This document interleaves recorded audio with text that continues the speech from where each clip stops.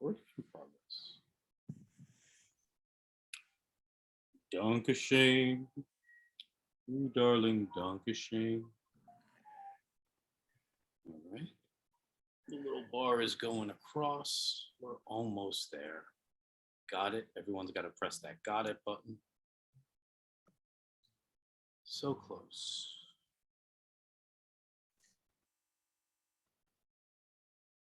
All right, and we are live. Great, super. My name is George Wallace. I'm with Grey Weather for Media, one of the co-editors, along with Thomas Fukulara, David Lawton, Jane Ormerod, all with us today from Grey Weather for Media. This is the fifth of 5 weeks of our 10-minute Wednesday after evening session. In the month of June, we've been featuring individuals who contributed to New York City from the inside. It's been a lot of fun, and it's been my pleasure to, as the editor of that publication, to have been able to introduce the people over the 5 weeks. And today we have a real special guest, really not a stranger to New York City. First time he was here was in 1971, where he was at Bowery Bob's shopping for Gil Scott-Heron records in his recollection. And he was a regular on the scene, living in New York City in the 90s. Performed many of the locations, which I can mention them, but you'll know, Knitting Factory and New Rican Cafe, a lot of places like that. But is a Detroit guy, a publisher, a poet, an arts advocate, a staunch supporter of poetry across the nation, especially as it relates to the combination of jazz, poetry, and performance. First met him in Cleveland at a festival for one of the Cleveland poets, I think D.A. Levy Festival, perhaps. But he travels the world and is a great friend to poetry and to New York. Please welcome ML Liebler. Okay, thank you, George. It's always good to be connected to New York City, whether it be virtually, but preferred in person. I think we'll get back to that pretty soon. Maybe you guys are already back there with live readings. We don't have a lot of live ones yet here. Although we did have Woodstock's Professor Louis in last Wednesday, and I did a little set with him. So this is a poem. This is my book, my most recent book. That artwork on the cover is by Stuart Sutcliffe, whose sister lived on Long Island. Actually, that's where I found her, and she said I could use any of Stuart's artwork that I wanted for the cover, but I must not put it on coffee mugs or T-shirts. And I told her I will not do that. So the book is in 3 sections. This is the first section. I forget if it even has titles for the section. Yeah, American Life. Man on the Moon. When the first man landed, I was 15 and the world was at war. I sat on our cement front porch of our brick ranch house while Grandpa drank a beer.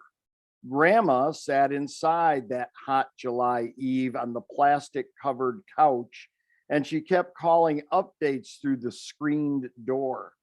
Mike, Vern, get in here, she yelled out. There's a man walking down a bright white ladder onto the moon. We were listening to the Tiger game on Grandpa's small transistor radio when a colorless, scratchy image of a man jumping off a grainy ladder onto the surface of a place that we'd only seen from our old bathroom window. Look at that, would you? She said. My grandmother and my grandfather only lived another 10 years, but on that hot July night, we were excited. All of us huddled on a small front porch, watching a small black and white TV through a screen door, marking one small step for man and one giant leap for mankind. And since my dog wanted to not be on camera, but be on my lap, we had a great dog before, who lived to be 19. And that's where this title poem comes from. I want to be once. When I pass from this world to another, I want to be greeted by my old dog whom I loved more than much of my own life. I want to once again feel her warm fur, kiss her tender ears, pet that old tired pooch, and run together once more down the long corridors of memory. And I'm going to read now from the middle part of this book is, there's some Liverpool poems in here, George. Now here's one, this is a Detroit one. Urban farming. I don't know if you guys have that going on. There's not much room to farm in New York City, I don't think. But Detroit, if you know anything about the geography, it is the size of putting Manhattan and Boston and San Francisco within the city limits. But there's only about 700,000 people. So there's lots of wildlife and farming going on. But this was the talk of how we were going to save Detroit at one time with urban farming. I ain't going back to being no farmer in Detroit, inventor of the middle class, the arsenal of democracy. I don't want to order my dungarees from no Sears catalog. I don't ever want to say how do to anyone. I don't want to stop and chat with local strangers while sucking on a toothpick, drinking Coca-Cola in front of Floyd's barbershop. I don't want my grandchildren saying they can't play baseball until after they slop the hogs or after they seed the back 40. I don't want my grandchildren yanking on no cow's udders for their milk. I'm not going back to those days when daylight savings was invented for more farming to get her done. Screw that. Thank God I'm a post-industrial city boy. To urban farming, some say Detroit needs to return to urban farming to survive. I ain't okay with shopping at Walmarts and talking about the weather every 5 minutes. It just ain't okay with me or my people. We don't want to be back on the farm. We just want our city back. And one more, I'm watching the clock here. And one more election. All of these are true stories, basically. The first and last time I voted with my grandfather, we walked across the schoolyard, gentle mist touching our faces under a gray November sky in 1972. As we walked in silence toward the poll inside, I asked nonchalantly, "Are you going to vote for McGovern?" In all my years, I had never asked him who he voted for, but I did on that election day in a schoolyard in my hometown. And in the tormented final moments of a struggling campaign, my mood lifted when he turned to me and in his quiet but firm voice said, "I'm voting Democratic. Always remember, son, we are working class people. We are Democrats. That is what we do. And this is how we vote." And then I have done a fair amount of driving, or not driving, flying around the world, as it turns out. Probably not as much as George, but a fair amount.